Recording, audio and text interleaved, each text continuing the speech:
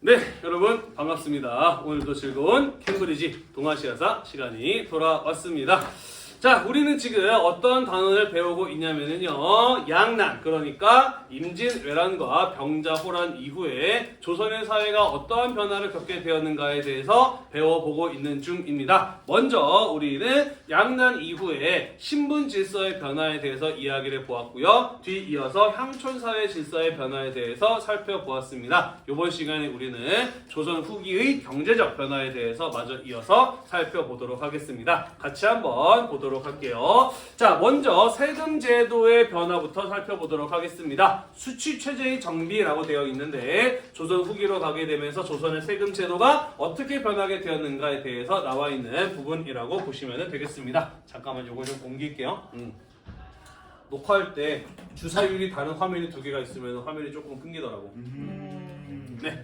자, 첫 번째, 조선 후기로 가게 되면서 세금 제도를 왜 변화시켜야 되느냐? 그 이유는요, 우선은 조세 제도 자체가 붕괴되어 가고 있었기 때문입니다. 조선에 원래 세금 제도에 문제점이 많았어. 대표적인 문제점이 뭐였느냐? 나쁜 사람들이 나쁜 마음을 먹고 세금 제도의 모순점을 이용을 해서 부정부패를 저지르기 좋은 그런 어떤 문제점들을 가지고 있었어요. 그래서 조선의 세금 제도를 바꿔야 되는 첫 번째 이유, 세금 제도 자체의 문제점이 있었다. 그래서 그것을 바꿀 필요가 있었다라는 거예요. 두 번째, 조선 후기로 가게 되면서 세금 제도를 왜 바꿔야 했느냐? 바로 임진왜란과 병자호란이라고 하는 두 차례의 대규모 국제전쟁은 조선 사회에 매우 큰 충격과 피해를 남겼기 때문입니다. 특히 가장 심각한 피해는 어디가 나타나게 되느냐? 토지 부분이에요. 원래 농사를 짓던 땅이 전쟁 동안에 망가지거나 제대로 돌보지 못해서 농사 짓기 어렵거나 농사가 안 되는 땅으로 망가져 버리고 말았어. 자, 그러다 보니까 두 가지 문제가 발생하게 됩니다. 첫 번째, 국가로 들어오는 세금 수입이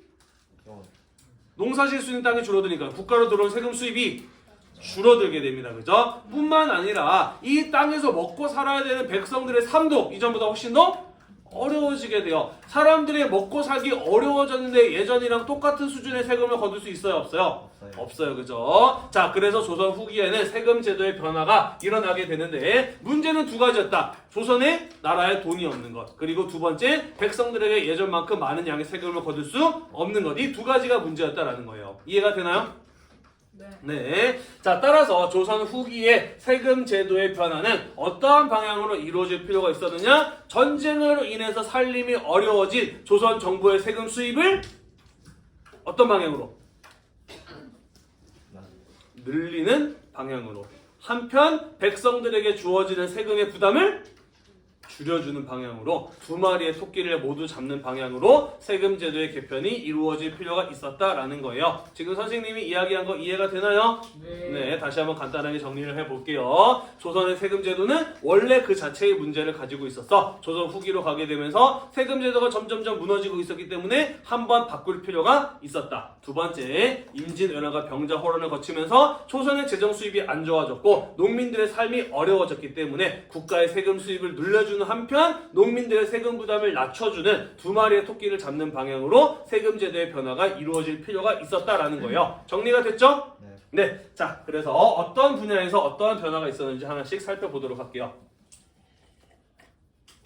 우선은 전세입니다. 우리가 전에는 조세라고 불렀던 토지세예요. 1년 동안 농사를 지었고 그 남은 것의 일부를 세금으로 내는 전세 제도는 어떻게 운영이 되고 있었느냐? 조선 전기에는 풍흉과 비옥도에 따라 최대 1결당 20두에서 4두의 세금을 걷고 있었어요. 풍흉이란 올해의 농사가 풍년이냐 흉년이냐를 따졌다는 거고요. 비옥도라고 하는 것은 이 땅이 얼마나 농사가 잘 되는 땅이냐, 기름진 땅이냐를 따졌다라는 겁니다. 1결에서 결이라고 하는 것은 조선시대 때 토지의 넓이를 잴 때 쓰던 단위였어요. 1결은 오늘날로 치자면 대략 100m 곱하기 100m 정도의 땅이라고 보시면 됩니다. 20두에서 4두 할 때 두라고 하는 것은요, 부피를 재는 단위였어요. 오늘날 6리터 정도가 되는 게 1두 정도라고 보시면 됩니다. 그러니까 1리터짜리 우유팩 6개 정도를 모아 놓으면은 1두 정도의 부피라고 보시면 되겠어요. 대충 이해가 되나요? 네, 그래서 조선 전기에는 올해 얼마나 농사가 잘 된 해냐, 그리고 이 땅이 농사가 얼마나 잘 되는 땅이냐 안 되는 땅이냐를 따져서 이 땅이 정말로 농사가 잘 되는 땅이고 올해가 대풍년이야 라고 한다면 1결당 20두의 쌀을 세금으로 걷어갖고, 올해가 완전히 망한 해고 땅이 별로 안 좋아 라고 하면 1결당 4두의 쌀을 세금으로 토지세로 걷어갔었다라는 거예요. 이해가 되시죠? 자, 그런데 우리가 앞에서 살펴본 바와 같이 전쟁을 겪으면서 땅이 어떻게 됐어요? 황폐화 되었어요. 그죠? 그러면서 농민들이 아무리 열심히 농사를 지어도, 아무리 올해가 풍년이라고 할지라도 전쟁 이전만큼 쌀이 생산될까 안 될까? 안 되는 겁니다. 예전만큼 많은 양의 쌀을 세금으로 거둘 수가 없었던 거야. 게다가 전쟁을 거치면서 백성들의 삶이 어려워졌기 때문에 그들의 세금 부담을 더 줄여줄 필요가 있었던 것이죠. 자, 그래서 인조 때 병자호란이 발생하기 이전부터 영정법이라고 하는 전세 제도의 개혁을 실시하게 됩니다. 영정법의 내용은 무엇이냐면 토지 1결당 풍흉 더 이상 따지지 않고 1결당 그냥 4두에서 6두 정도로 세금을 고정시켜버린 것, 그게 영정법이라고 보시면 돼요. 영원히 고정시켜버렸어. 풍흉을 따지지 않고 영원히 고정했기 때문에 이것을 영정법이라고 부르는 겁니다. 다시 말해서 이전에 실시되던 세금 제도에서 가장 세율을 높인 거예요, 낮춘 거예요? 낮춘 거죠. 가장 최저의 세금으로 고정시켜버린 게 바로 영정법이라고 보시면 됩니다. 그렇게 해서 백성들의 세금 부담을 어떻게 준 거예요? 줄여준 거예요. 그죠? 그게 바로 영정법의 시행이다. 영정법의 시행을 통해서 이 세금 수업을, 백성들의 세금 부담을 낮춰주고자 하였다라는 것이 되겠네요. 이해가 되었나요? 네, 두 번째. 자, 조선에서는 공납이라고 하는 세금 제도가 있었습니다. 공납, 앞에서도 몇 번 이야기한 적이 있는데, 공납이란 국가의 토산물, 그 지역에서 생산되는 특별한 산물을 세금으로 내는 걸 가지고 공납이라고 이야기를 합니다. 자, 그런데 조선의 기존의 공납 제도에는 몇 가지 문제점이 있었어요. 첫 번째 문제점 무엇이었느냐? 공납의 부과 기준은 집 단위였어요.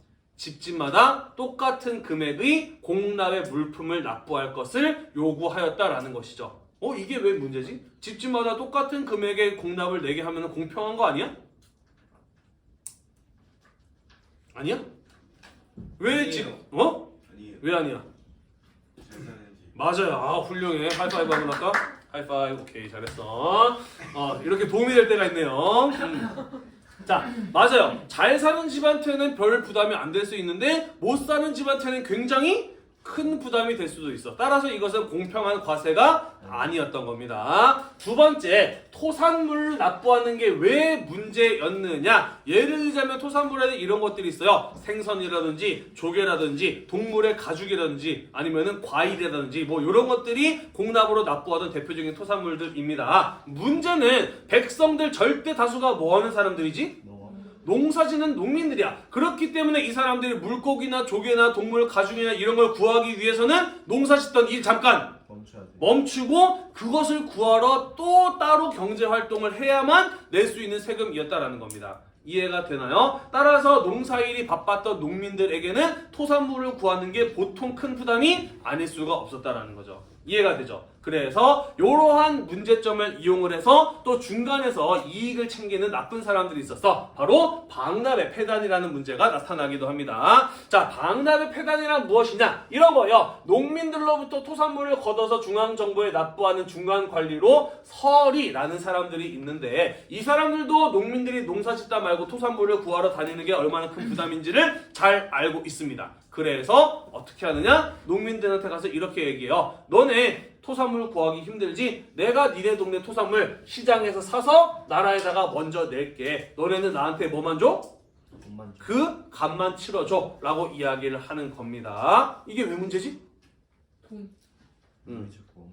그렇죠. 자, 예를 들어서 어느 마을의 토산물이 뱀 가죽이었다라고 칩시다. 자, 뱀은 겨울잠에서 깨나서 봄부터 가을까지 활동을 하기 때문에 농사일이 가장 바쁜 농민들에게 봄부터 가을까지 뱀을 잡으러 다니는 것은 보통 큰 부담이 아닐 수가 없었어요. 자, 그래서 이 사람들은 뱀 가죽을 만드는데 굉장히 큰 부담을 느끼고 있었는데 어느 날 중앙관청의 서리가 와서 너네 뱀 가죽 구하러 다니기 힘들지? 내가 시장에서 뱀 가죽 사다가 나라에 낼 테니까 너네는 나한테 그 대가만 줘 라고 이야기를 하는 거야. 농민들 안 그래도 부담됐는데 잘 듣다 싶었죠. 그래, 얼마를 내면 되니? 라고 이렇게 물어보자 뭐라고 대답을 하느냐? 원래 시장에서 뱀 가죽 한 장에 10,000원, 20,000원에 팔리는 거를 40,000원, 50,000원 내놔라 라고 이야기를 하는 겁니다. 이게 문제인 거죠. 농민들도 바보가 아니에요. 야, 그거 시장에 10,000원, 20,000원 하는 거에 왜 나한테 50,000원, 60,000원 내라 그래? 내가 직접 잡아다 내겠어 라고 해서 바쁜 와중에도 뱀을 잡아다가 가죽 벗겨가지고 뱀 가죽 내. 자, 이제 너한테 50,000원 안 줘도 되지? 라고 이렇게 이야기를 하면 이 사람이 뭐라 그러느냐? 미안한데 이 뱀 가죽은 그렇지, 사이즈가 작아서 안 되겠어. 색깔이 구려서 안 되겠어. 이 뱀 가죽은 약간 비늘이 벗겨졌네? 안 되겠어. 어떻게든 핑계를 대가지고 농민들이 직접 공납을 내지 못하도록 막는 겁니다. 그게 방납의 폐단이에요. 그리고 결국 농민들에게 자기들이 원했던 금액을 받아내는 문제가 바로 방납의 폐단이었다라는 것이죠. 이해가 되나요? 네. 자, 그래서 이런 문제의 심각성을 깨닫고 임진왜란 이후에 광해군 때부터 공납제도의 개혁이 시도가 되었으니 그게 바로 대동법의 시행이었다라는 것입니다. 자, 지금 공납제도의 문제점이 뭐였어요? 첫 번째, 농민들이 일상적으로 사용하지도 않는 것을 공납품으로 내야 된다는 게 문제였어요. 그죠? 자, 그래서 대동법에서는 무엇을 바꿨느냐? 따로 구하러 돌아다녀야 했던 토산물 대신에 쌀이나 옷감이나 동전을 내도록 합니다. 쌀이나 옷감, 사람들이 일상적으로 사용하나요? 네. 그렇죠. 일상적으로 사용해요. 이걸 구하기 위해서 굳이 따로 돌아다니지 않아도 됩니다. 그죠? 자, 그래서 굳이 구하러 돌아다녀야 하는 부담을 없애줄 수 있었다라는 것이 되겠습니다. 농사 많이 짓는 곳에서는 쌀, 옷감이 많이 생산되는 지역에서는 옷감, 장사가 많이 이루어지는 데서는 동전, 이런 식으로 세금을 대신 내게 하였다라는 거예요. 이해가 되나요? 네, 그렇게 함으로써 방납의 폐단 같은 것들을 없앨 수 있었다라는 것이죠. 자, 한편 잘 사는 집이나 못 사는 집 구분 없이 똑같이 세금 내게 하는 게 문제였어요. 그래서 세금의 부과 기준은 집집마다가 아니라 토지로 바꿨습니다. 토지 1결당 쌀 12두 혹은 그 금액만큼의 옷감이나 동전을 대신 내게 했어요. 이제 땅 많은 땅 부자는 더 많이 내요. 세금을 많이 내야 돼요. 그죠? 한편에 땅이 없는 가난한 농민은 안 내거나 적게 내도 되었다라는 것이죠. 그렇게 함으로써 공정한 세금의 부과가 이루어질 수 있도록 하였다라는 겁니다. 이해가 되나요? 그렇게 함으로써 백성들의 세금 부담 어떻게 주고? 줄여주고 국가의 세금 수입은 늘릴 수 있었던 두 마리의 토끼를 모두 잡을 수 있었던 조선 후기 최고의 세금 개혁으로 평가받는 게 바로 대동법의 시행이었다라는 겁니다. 이해되나요? 이해되나요? 네. 자, 한편 이 대동법이 시행이 되면서 조선의 경제 발전에 얻을 수 있었던 부가적인 효과가 있었습니다. 그건 바로 무엇이냐면 공인이라는 사람이 등장하게 되면서 돈을 주고 물건을 사고 파는 경제, 상품화폐 경제가 발달할 수 있었다라는 것이에요. 요거는 뭔 소리냐? 이런 겁니다. 자, 공인이란 국가에 고용된 상인을 공인이라고 이야기를 해요. 국가는 왜 상인을 고용해야 했느냐? 대동법 시행되면서 토산물 대신에 뭘 걷었다고? 쌀이나 옷감이나 동전을 걷었다고. 그럼 임금님이 뱀 가죽 필요하면 직접 뱀 잡아다 써야 되나? 그럴 수는 없죠. 그죠? 그래서 나라에 필요한 토산물을 구하기 위해서 어떻게 했느냐? 상인을 고용한 겁니다. 그리고 나라에서는 농민들한테 받은 쌀이나 옷감이나 돈을 공인이라는 사람한테 주고 우리 이번에 올해에는 뱀 가죽 몇 장이 필요해 시장에서 사와라고 하는 겁니다. 그러면은 이 상인이 국가에 고용된 공인이라는 상인이 나라에서 받은 돈을 가지고 시장에 가서 물건을 사는 거예요. 뱀 가죽을 사는 거예요. 그리고 그것을 나라에다가 납품을 하는 겁니다. 이해가 되나요? 네. 자, 이 공인이라는 사람이 등장을 하게 되면서 뭐가 발달했대요? 돈을 주고 물건을 사고 파는 상품화폐 경제가 발달했대요. 이게 뭔 상관이 있을까?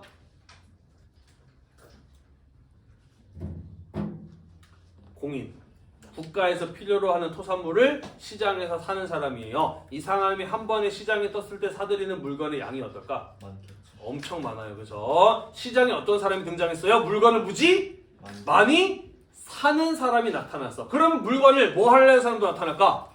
팔아서 이익을 챙기려는 사람도 나타나겠죠. 그죠? 그러면 물건을 만드는 사람들도 하나 둘씩 늘어나게 되겠지. 그지? 그래서 물건을 많이 사주는 사람이 시장에 나타나게 되면서 돈을 주고 물건을 사고 팔 일 역시 늘어나게 되는 겁니다. 상품화폐 경제가 발달하게 되었다라는 것이에요. 이해되나요? 네. 우리 덥지는 않은데 좀 습한데 에어컨 틀어도 괜찮을까?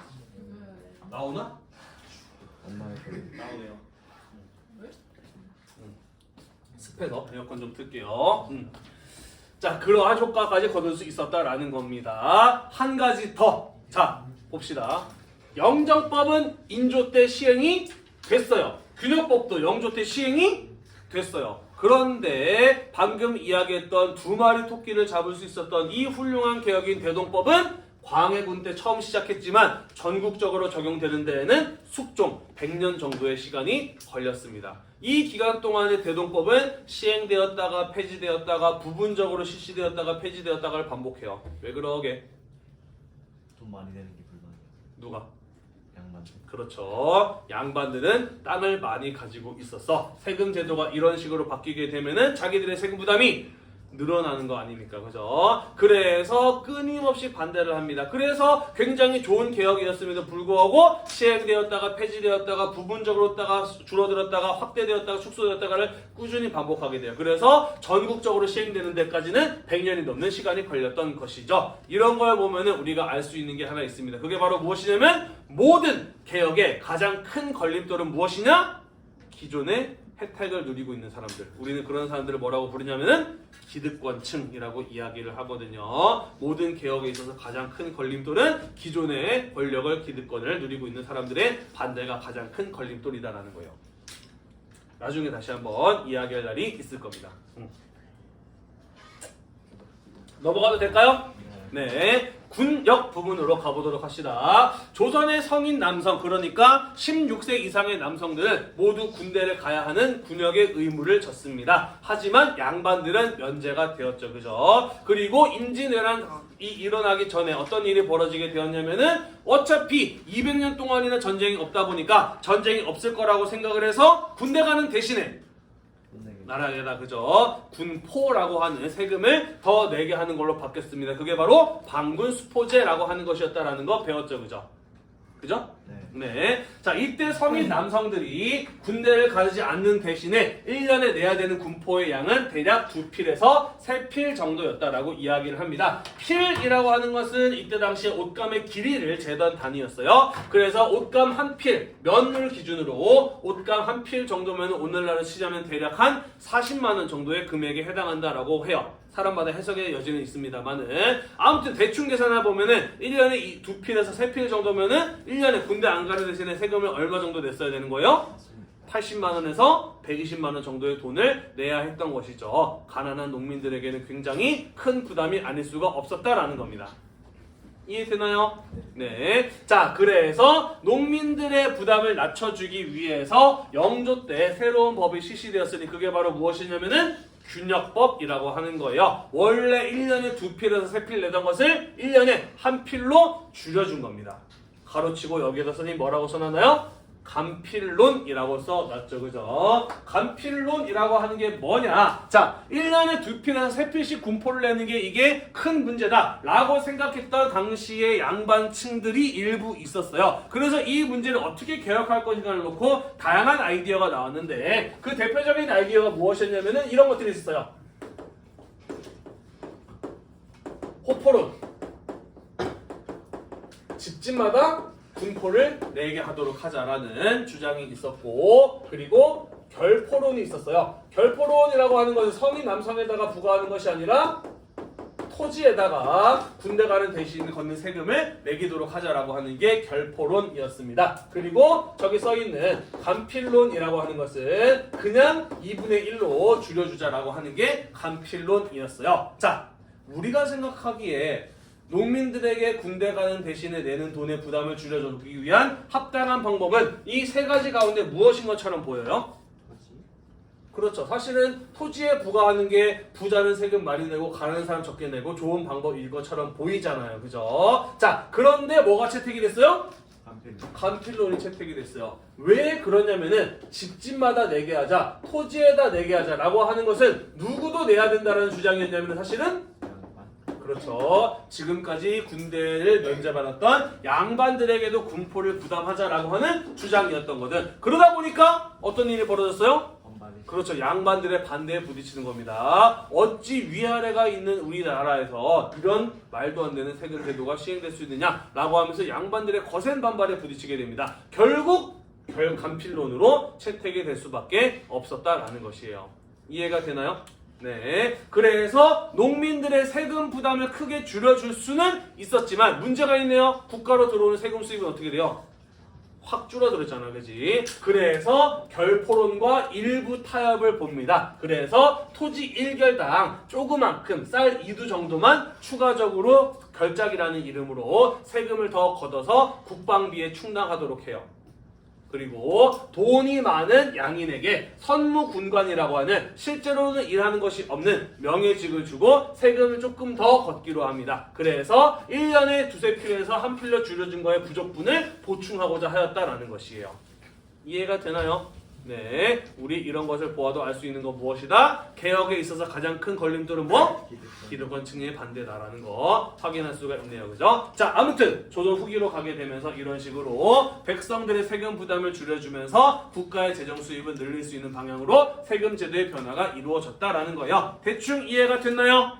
네, 이 부분 중요합니다. 시험에도 어려운 문제 내기 굉장히 좋은 단원이기도 하거든요. 네, 한 페이지밖에 안 되는 내용이지만 주의 깊게 잘 살펴보고 꼭 이해하고 넘어갈 수 있도록 할게요. 됐나요? 네, 넘어가도록 하겠습니다. 자, 이어서 농민층의 분화에 대해서 이야기를 해보도록 할게요. 선생님이 여러 차례 이야기했습니다. 조선 후기로 가게 되면서 농업 생산력이 발전하게 된다라는 이야기 했었잖아요. 그죠? 요 페이지에서는 조선 후기의 농업 생산력의 발전이 어떠한 변화를 가져오게 되었는지에 대해서 함께 이야기를 해보도록 하겠습니다. 자, 임진왜란과 병자호란을 거치면서 조선은 큰 피해를 입었다라고 이야기를 하였어요. 그래서 농사 지을 수 있는 땅의 크기도 줄어들고 기존에 농사 짓던 땅도 많이 망가져 버렸다라고 이야기를 했습니다. 그래서 조선 정부에서는 개간 사업을 적극적으로 장려해요. 개간이라고 하면 농사 짓지 못하는 땅을 농사 지을 수 있는 땅으로 바꾸는 걸 가지고 개간이라고 이야기를 합니다. 그러면서 정부 차원에서 개간을 적극적으로 장려하게 되면서 조선 후기로 가게 되면서 점차 양난 이전 수준의 경지 면적을 회복하고요. 그것보다 더욱더 늘어나는 이런 농경지의 확대 현상이 나타날 수 있었다라는 것이에요. 무슨 소리인지 이해가 되나요? 네. 두 번째, 농민들도요, 자신의 삶을 더욱더 개선하기 위해서 적극적으로 개간을 하였고요. 뿐만 아니라 더 좋은 농업 기술을 받아들입니다. 농업 방식을, 농법을 개량을 해서 생산량을 확대시키기 위해서 노력을 하게 돼요. 그러면서 조선 후기에는 농업 생산력이 이전보다 크게 성장하는 모습을 볼 수가 있었다라는 것입니다. 자, 이 페이지에서는 농업 생산력의 발전 가운데 기술적인 부분에 대해서 조금 집중해서 다루어 보도록 할게요. 자, 벼농사 분야에서 이양법 또는 모내기법이라고 하는 새로운 기술이 보급이 됩니다. 그러면서 농업 생산력에 있어서 굉장히 중요한 변화를 가지고 와요. 모내기법, 이양법이라고 하는 게 무엇이길래 농업 생산력의 변화에 그렇게 중요한 변화를 가지고 오느냐? 요거는 시험에는 안 나오겠지만 그래도 우리가 이해하고 넘어갈 필요가 있기 때문에 칠판에다가 필기를 해가면서 조금 자세하게 설명을 해보도록 할게요. 김대용 학생, 카메라 앵글을 조금 여기까지 나오게 좀 돌려주겠니? 고마워요. 자, 이양법 또는 모내기법이라고 하는 것은 어떻게 농사를 짓는 것이길래 조선 후기의 농업 생산력의 발전에 그렇게 크고도 중요한 영향을 미쳤느냐? 같이 한번 이야기를 해보도록 하겠습니다. 자, 요게 내가 가지고 있는 땅이라고 칩시다. 요만큼이 내가 가지고 있는 땅이에요. 자, 그리고 봄이 되어서 농사 일을 시작을 합니다. 벼농사예요. 쌀을 길러내는 벼농사에 도입이 된 겁니다. 이양법은요. 자, 봄에 농사를 지을 때 내가 가지고 있는 땅 전부 다를 쓰지 않습니다. 그 땅의 극히 일부만 따로 써서 여기에다가만 씨를 뿌려요. 우리는 이런 땅을 가지고 뭐라고 부르냐면은 모짜리라고 부릅니다. 왜 모짜리라고 부르냐면요.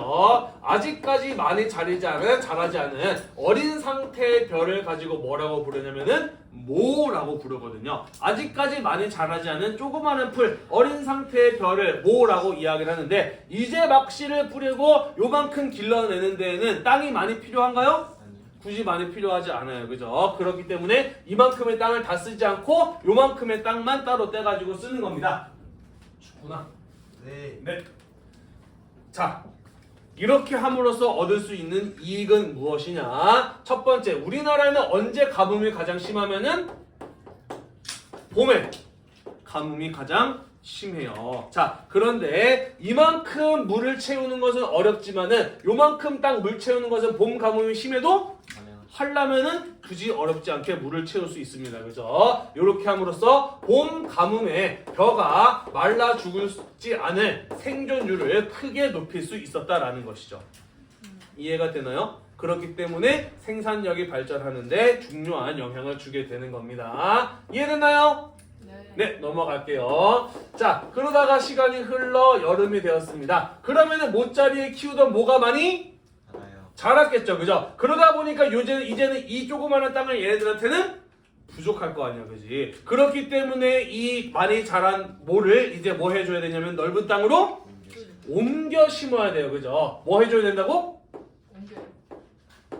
옮겨 심어야 된다고. 한자로 옮기다를 옮길 이자, 심을 자를 심을 앙자를 써서 요거를 이앙이라고 합니다.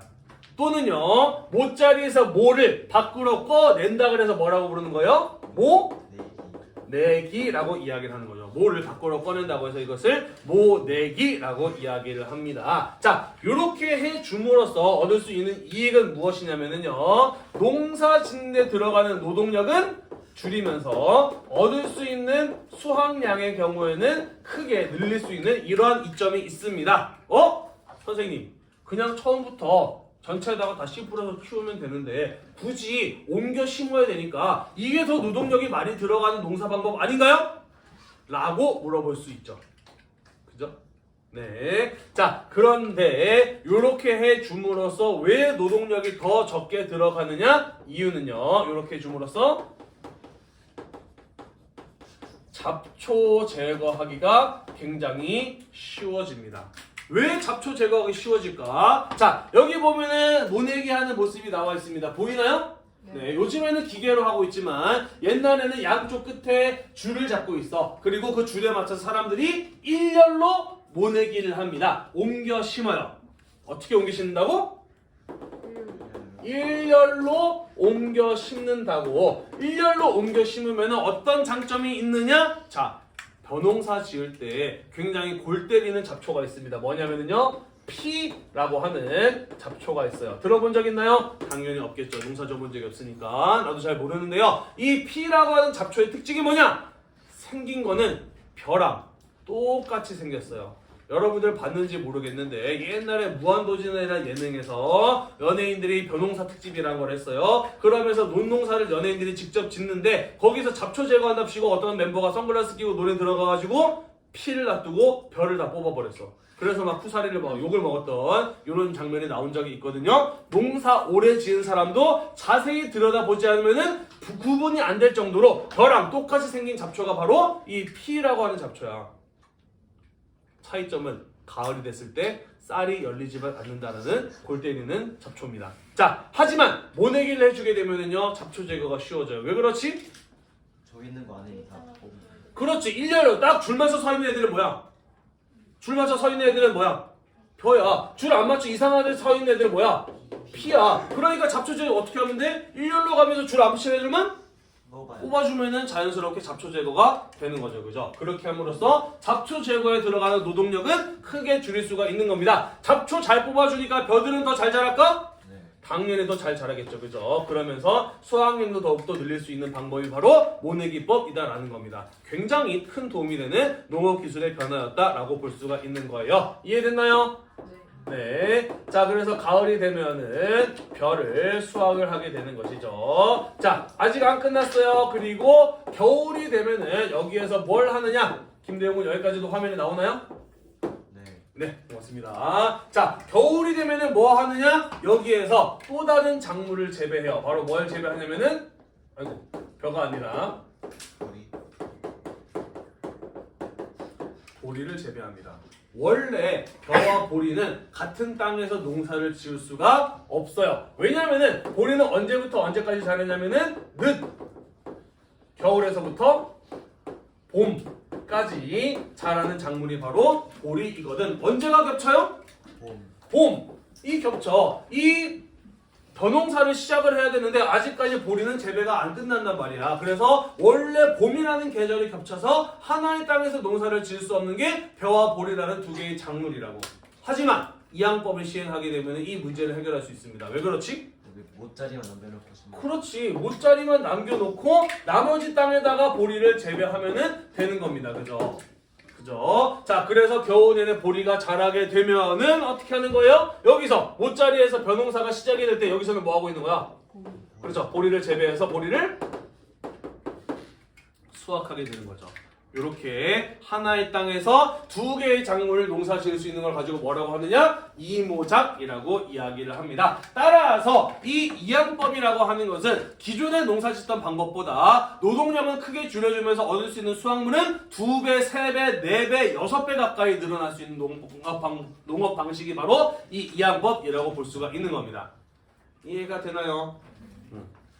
네, 이거 하려면 그런데 물이 많아야 되거든요. 우리나라는 저수지 같은 게 많이 부족해서 이항법을 전국적으로 확산시키기가 어려웠다라고 해요. 하지만 조선 후기로 가게 되면서 저수지도 많이 만들고 물길, 수로 같은 것들도 많이 파면서 이 이항법이 전국적으로 확산될 수 있었다라고 합니다. 그러면서 농업 생산력이 이전보다 크게 향상되는 결과를 가져올 수 있었던 것이죠. 됐나요?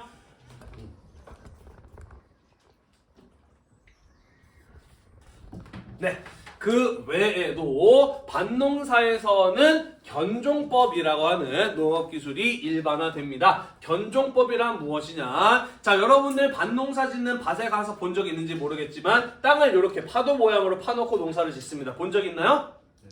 네, 없으면 앞으로 보시면 돼요. 여기서 흙을 많이 쌓아놓은 여기 부분을 이랑, 흙이 많이 파여있는 여기 부분을 고랑이라고 이야기를 하는데, 고랑에다가 씨앗을 심으면은 수분이 자연스럽게 흘러들어와서 항상 흙을 촉촉하게 유지해주고, 밖에서 불어오는 차가운 바람을 이 흙이 막아줘서 씨앗이 더 잘 자랄 수 있다라고 해요. 이렇게 농사 짓는 것을 견종법이라고 이야기를 합니다. 그래서 밭농사에서도 수확량을 늘려줄 수 있는 이러한 농업기술이 도입이 되었다라는 이야기예요. 이해되나요?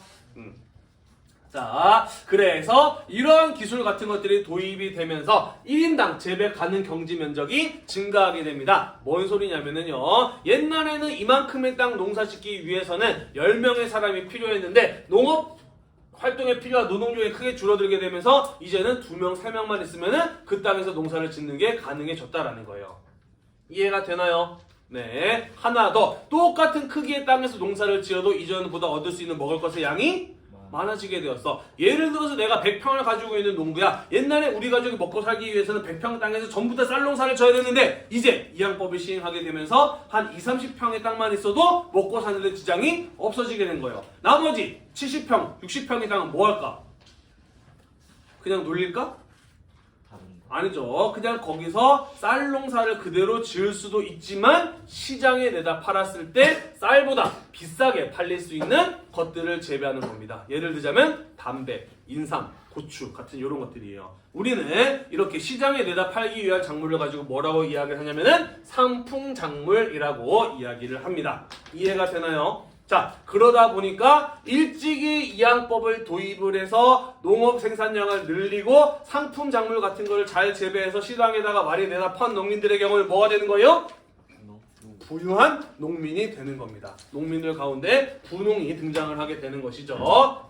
한편 옛날에 양반의 땅 이만큼이 있어요. 이 양반이 이 땅을 농사짓기 위해서 10명의 농민을 고용했어. 하지만 이항법 같은 게 도입이 되면서 이제는 10명 필요 없어. 2명에서 3명 정도만 있으면 돼. 나머지 7, 8명의 농민들은 어떻게 될까? 잘라요. 계약 해지되는 겁니다. 그래서 농사 지을 땅을 구할 수가 없어서 여기저기 떠돌아다니면서 돈 받고 일하는 임노동자 같은 사람들이 되기도 하는 거예요. 농민들 중에서도 잘 사는 사람, 못 사는 사람, 빈익빈, 부익부, 빈부격차가 내부적으로 발생하게 되는 모습이 조선 후기에 나타나기도 하였다라는 겁니다. 이해되나요? 넘어갈게요. 자, 미안해요. 시간이 조금 초반에 많이 잡아먹혔네요. 좀 치더라도 조금만 더 할 테니까 너그럽게 이해해 주시기를 바래요. 자, 수공업과 광업 분야로 가보도록 합시다. 자, 조선 전기에는 물건을 사고 파는 일, 시장이 그다지 발달하지 못했습니다. 왜? 먹을 게 없으니까. 1년 동안 농사를 지어도 먹고 남는 게 별로 없으니까 사람들이 물건을 사고 팔 일 자체가 많지 않아요. 이것은 무엇을 의미하는 것이냐? 내가 아무리 기술이 좋은 사람이라 할지라도 물건을 잘 만들어 할지라도 시장에 내다 팔아야 먹고 살 수가 있는데 물건을 팔래야 사줄 사람이 없어. 안 팔리는 거야. 그러다 보니까 수공업자는 물건 만드는 것만으로는 먹고 살 수가 없습니다. 그래서 나라에서 물건이 필요하면은 수공업자한테 주문하는 게 아니라 나라에서 사람들 데려와다가 물건을 만들게 해서 국가에서 필요로 하는 물품을 소화해냈어요. 우리는 그런 형태의 수공업을 가지고 뭐라고 이야기를 하냐면은 국가에서 운영하는 수공업이라고 해서 관영 수공업이라고 이야기를 합니다. 이해되죠? 자, 그런데 조선 후기로 오게 되면서 어떤 모습이 나타나게 되었어요? 농업 생산력이 향상되면서 먹고 남는 게 생겼어. 사람들은 그것을 팔아다가 자기가 원하는 것을 사고자 해. 또 하나, 대동법이 시행이 되면서 공인이라는 국가에 고용된 상인이 국가에 필요한 물건을 대규모로 사들이기 시작을 해요. 그죠? 이제 시장에서 뭐 해주는 사람이 나타났어? 물건을 사주는 사람이 나타났어. 그러니까 물건을 만들 줄 아는 기술자는 물건만 잘 만들면 그거 팔아다가 먹고 살 수가 있는 겁니다. 그죠? 이해되나요? 그래서 개인적으로 수공업을 통해서 먹고 사는 사람, 민영 수공업자가 나타나게 되고 민영 수공업이 발달하게 되었다라는 거예요. 여기까지 이해가 되나요? 네. 자, 그런데 이때 당시는 그러니까 조선 후기 중에서도 조선 후기의 초반부의 경우에는 이제 막 시장에서 수요가 발달해 나가기 시작했는데 수공업자는 아직까지는 돈이 별로 없어. 그러니까 주문이 100개가 들어왔는데 100개씩이나 되는 물건을 만들 수 있는 재료를 집에 가지고 있지를 않는 거예요. 그래서 어떤 식으로 물건이 만들어지게 되느냐? 100개의 주문을 상인이 돌아다니면서 받는 거야. 그리고 상인이 주문 받을 때 금액을 먼저 받는 거지. 그리고 그 돈을 가지고 100개를 만들 재료를 사서 수공업자한테 줘요. 그러면 수공업자는 그 재료를 받아가지고 물건을 만들어서 상인한테 주면은 상인이 그것을 주문한 사람들한테 파는 형태의 수공업이 발달했습니다. 우리는 이런 걸 가지고 뭐라고 이야기를 하냐면은 선대제 수공업이라고 이야기를 해요. 수공업 발달 초반부에 나타나는 수공업의 형태입니다. 이해가 되나요? 이해가 되나요? 네. 그러다가 물건 많이 팔게 된 수공업자는 제법 재산이 쌓이겠지, 그지? 그래서 조선 후기 후반부로 가게 되면은 수공업자들이 이제 상인을 거치지 않고 직접 주문받아서 직접 만들어 판매하는 독립적 수공업자로 성장하는 모습들이 나타나기도 합니다. 그게 선생님이 여기 넣어놓은 만화의 모습이라고 보시면 돼요. 나중에 시간 있으면은 한번 잘 살펴보시기를 바랄게요. 지금 우리는 무엇을 배우고 있는 중이냐? 조선 후기로 가게 되면서 상품화폐 경제가 점차 발달해 나가고 있는 모습을 배우고 있는 중입니다. 상업에 이어서 수공업도 이렇게 발전하는 모습을 볼 수가 있었다라는 거예요. 미안해요. 조금만 더 할게요. 양해해 주세요. 광업도 마찬가지입니다. 사람들이 먹고 남는 여유가 없다 보니까 먹지도 못하고 입지도 못하는 금이나 은 필요로 하는 사람들이 별로 없었어요. 그러다 보니까 금이나 은을 만들어내도 사주는 사람이 없었기 때문에 광산 개발 자체가 안 이루어지고 있었어. 그래서 나라에서 금이나 은이 필요하면은 백성들을 데려다가 일을 시켜서 금이나 은을 생산해내는 관영 광업 같은 것들이 일부 이루어지고 있었다라는 것이죠. 그런데 조선 후기로 가게 되면서 사람들이 먹고 살만해졌어. 이제 여자들은 장신구를 갖고 싶어 했고 남자들은 조상 제사를 지낼 때 은으로 만든 멋진 제기 같은 것들을 사용하고 싶어 했어요. 그러면서 국내적으로도 금과 은에 대한 수요가 늘어나게 되었고요. 국제무역이 활발하게 이루어지게 되면서 국가적으로도 금, 은이 많이 필요해졌어. 그러다 보니까 국가에서 생산해내는 것만으로는 금, 은의 수요를 맞출 수가 없는 겁니다. 그래서 정부에서 어떻게 하느냐? 야, 금광, 은광 개발하고 싶으면 개발해. 다만 세금만 잘 내라. 라고 이렇게 광산 개발을 민간업자들한테 허용해 주게 됩니다. 그러면서 민간업자들에 의한 광산 개발이 활발하게 이루어지게 되어 다만 나라에다가 내는 세금이 아까운 거야. 그래서 산에 몰래 숨어서 광산 개발하는 잠체 같은 것들이 상행을 하기도 합니다. 하나만 더요. 덕대라는 사람이 등장합니다. 이 사람은요, 어디에 금, 은이 묻혀 있는지를 알아. 그거를 캐내가지고 금, 은을 만들 수 있는 기술도 알아. 그런데 뭐가 없느냐? 돈이 없어요. 광산 개발 혼자서 할 수 있나요? 혼자서 땅 파고 들어갈 수 있어? 없어. 광산 개발을 하려면 수백 명, 수천 명을 고용해서 걔네들한테 돈 주고 일 시켜서 땅 파가지고 금, 은을 캐내야 됩니다. 그죠? 자, 그래서 이 덕대 어떻게 하는 거냐? 상인들한테 돌아다녀요. 돈 많은 상인들한테 돌아다니면서 내가 금광 개발을 자신 있다. 나를 믿고 투자해달라. 금액이 나오면은, 금이 나오면은 그만큼 돌려주겠다라고 하는 겁니다. 그래서 상인들한테 투자금 받아서 농민들 고용해서 땅 파서 금, 은 생산해서 투자자들한테 돌려줘서 이익을 남겼던 사람이 바로 이 덕대라는 사람인 거예요. 이해가 되나요?